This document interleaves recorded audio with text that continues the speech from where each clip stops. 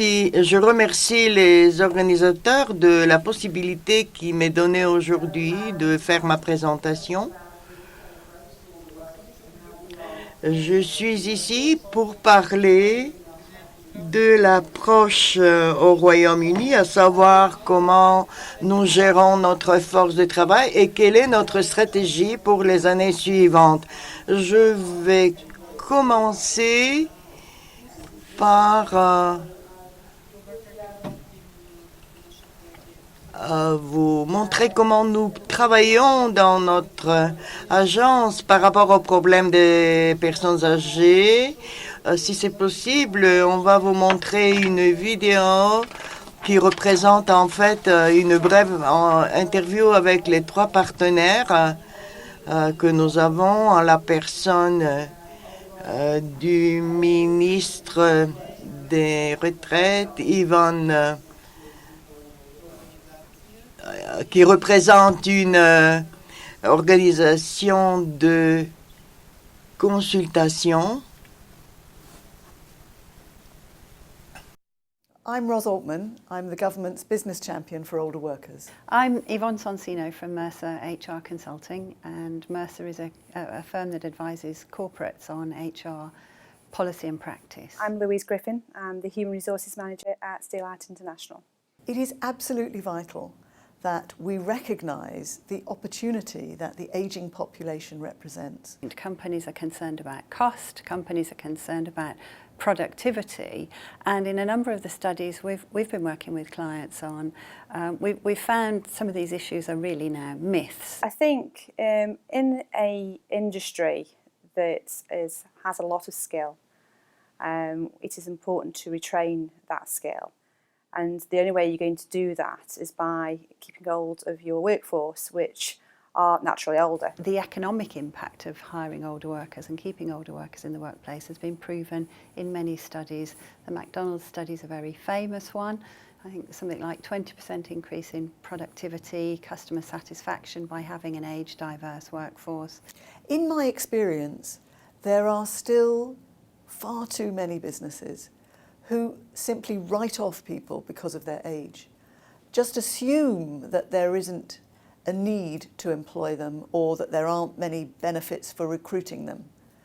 However, I've been working with some great companies on my business task force, and I've met other companies in my role who do get it.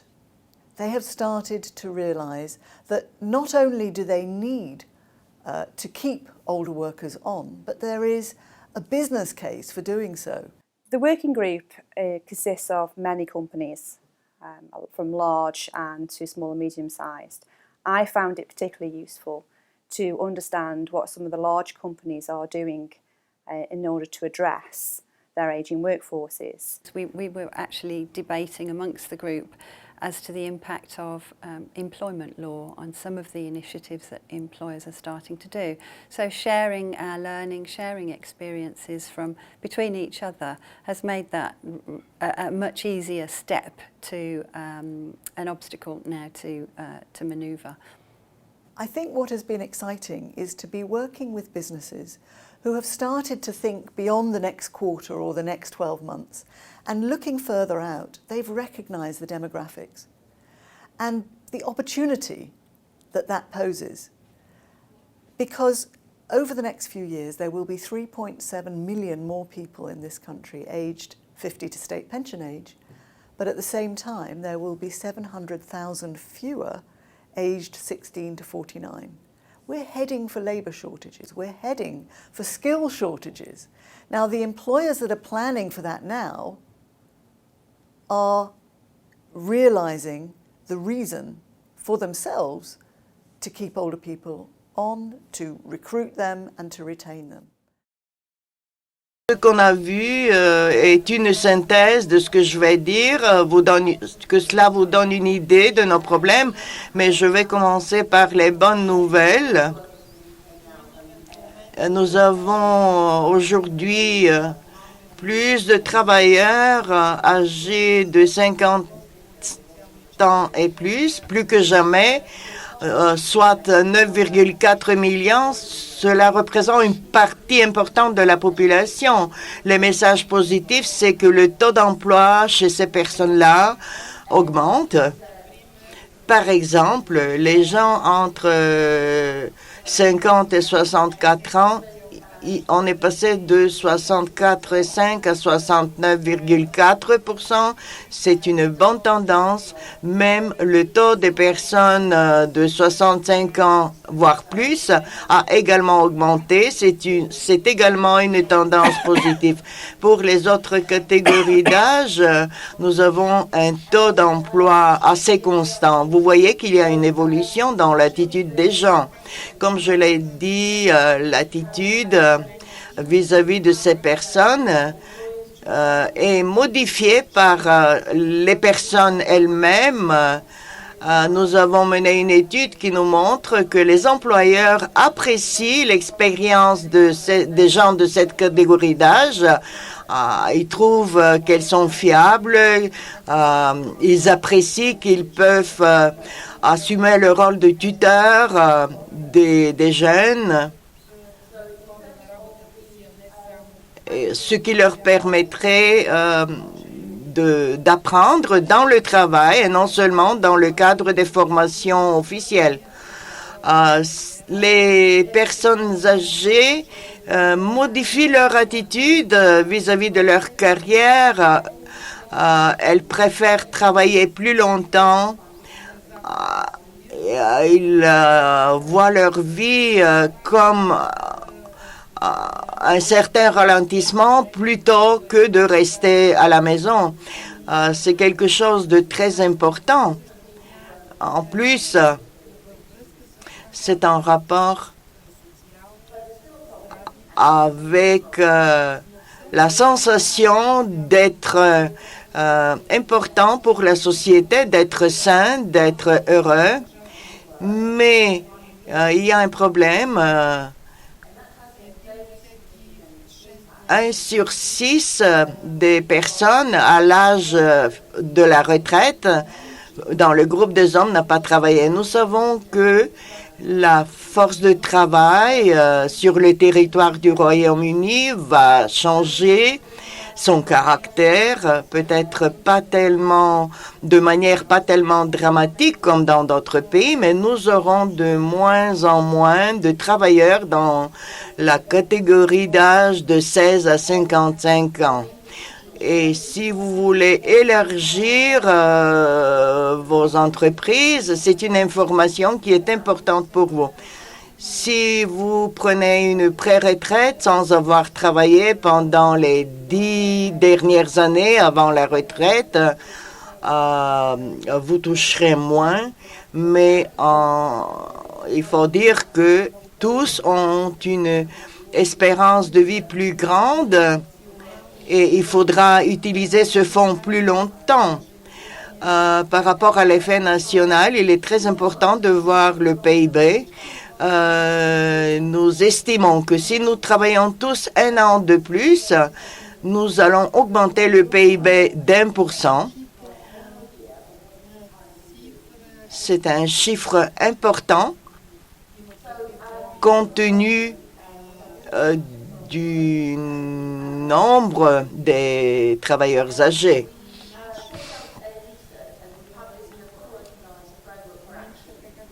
Notre ministre, comme je l'ai déjà dit, en fait, nous avons réalisé une étude pour voir ce que nous pourrons faire pour les personnes âgées et comment faire de sorte que la vie active soit plus longue.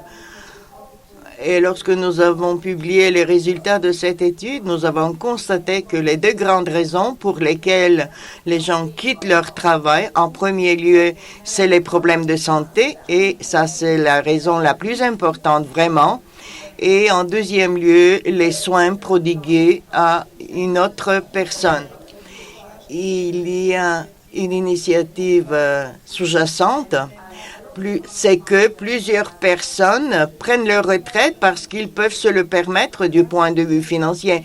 Et souvent, nous voyons que la santé ou le besoin de donner des soins à quelqu'un, c'est une raison vraiment importante pour les gens de quitter le travail, surtout lorsqu'ils n'ont pas l'incitation financière pour y rester.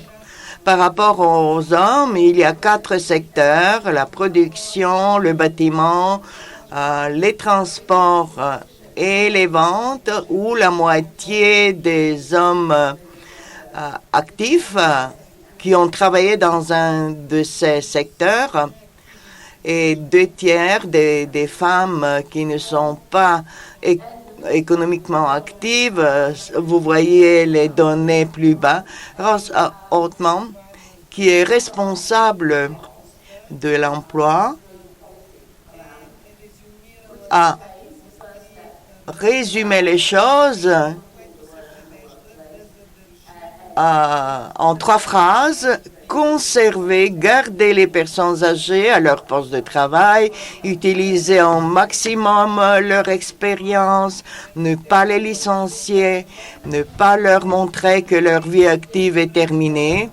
La deuxième phrase, former. Il faut qu'il y ait des formations continues au travail, quel que soit l'âge des personnes. Et après, en 3e lieu, recruter.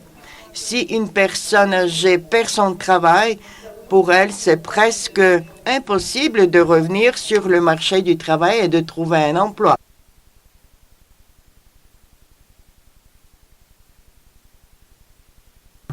Oui, je dois me presser. Ça, c'est un exemple en réponse des politiques que nous essayons d'élaborer.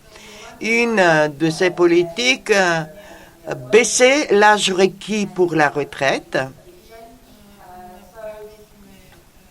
Nous avons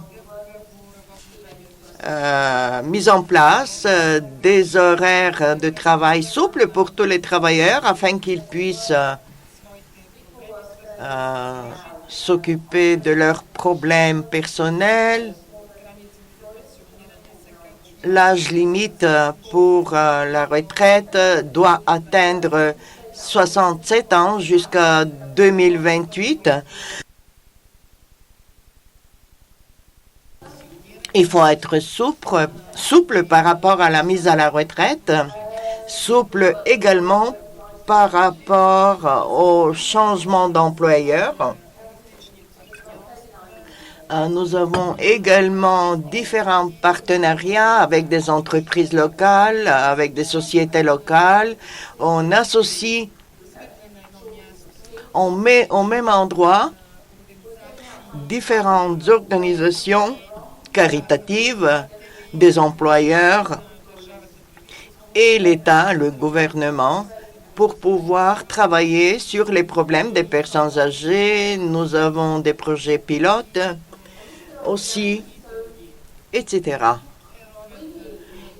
Ici, c'est le rôle du gouvernement britannique. Nous croyons que le problème n'est pas une prérogative du gouvernement. Donc, il n'y a pas que le gouvernement qui doit résoudre ce problème. En définitive, c'est un problème des employeurs parce que viendra le jour où ils n'auront pas suffisamment de main-d'œuvre et c'est à eux de créer les conditions avec le soutien du gouvernement et en changeant d'attitude vis-à-vis de ces questions, toujours avec le soutien du gouvernement, pour qu'ils puissent en mesure de satisfaire les besoins de leurs entreprises. Ainsi donc, nous créons des attitudes appropriées au sein de la société. Nous lançons différentes initiatives en intégrant les organisations caritatives. Nous utilisons l'approche personnalisée. Nous aidons les gens à travailler en freelance, à chercher un travail sur le marché du travail. Et nous réalisons des études et des analyses. Nous allons publier les réponses à la publication que Ross Altman a réussi à compiler, et ceci se fera en 2016. Nous avons des forums où se réunissent les employeurs, le gouvernement et d'autres organisations. Comme ça, nous collectons des orientations pour les employeurs pour qu'ils puissent intégrer les personnes âgées.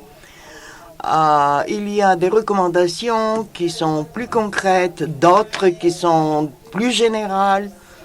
Ça, c'est notre site. Vous pouvez y jeter un coup d'œil. Certains éléments du site sont en voie de construction. Le projet pilote pour les personnes qui doivent soigner quelqu'un de leurs proches vise à faire revenir au travail ces personnes. Nous n'avons toujours pas de résultats concrets, mais vous pouvez voir tout cela parce que ça pourrait être une expérience utile pour vos pays. Donc, je parle des personnes qui doivent soigner quelqu'un de leur famille. Et puis, le groupe qui travaille avec les employeurs, avec les grandes entreprises, les employeurs nous disent qu'ils croient dans les messages qui leur viennent d'autres entreprises plus que dans les messages qui viennent du gouvernement. Nous avons vu, pour ainsi dire, des groupes qui travaillent sur les problèmes qui sont disséminés. On a évoqué McDonald's. Ils ont réalisé une étude et les résultats de cette étude leur ont montré qu'ils ont 20% de plus de clients quand ils ont des employés âgés. Peut-être que ce n'est pas la meilleure chose quand vous avez plus de 60 ans de travailler chez McDonald's, mais pour la compagnie, c'est bien. Ensuite, il a été établi que la diversité en matière d'âge, c'est quelque chose de très bien qui permet de meilleurs résultats. Et puis, 80 Brand Coaches, il s'agit d'une compagnie de transport. Hier, la Belgique, la représentante de la Belgique a parlé de la reconversion de travailleurs âgés en chauffeurs d'autobus. Et dans ce contexte, nous avons un programme de formation très intensif destiné aux personnes âgées, et la compagnie est très contente de leurs chauffeurs âgés. Et en plus, ils ont établi que c'est beaucoup plus facile pour eux de les garder ou de penser au recyclage de leurs propres employés. Merci beaucoup pour cette excellente présentation.